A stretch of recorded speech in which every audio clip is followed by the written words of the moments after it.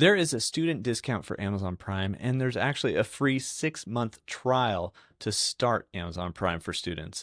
It's actually called Amazon Prime for young adults, so you can be between 18 and 24 years old or a student and get this deal.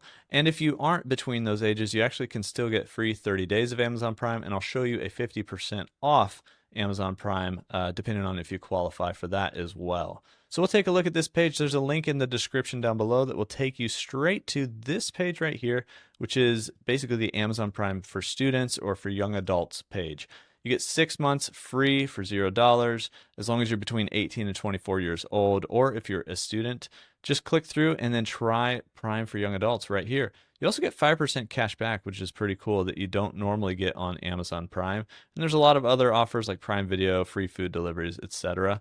And if you're not between 18 and 24 years old, and actually also if you're looking for the discounted student rate, you should be able to click through here even if you've done the 6-month free trial and still get the discounted rate of about half off per month or half off per year Amazon Prime. So as long as you're eligible as a student, you get 6 months and then you get that half off, or if you've used your 6 months, you already get the half off.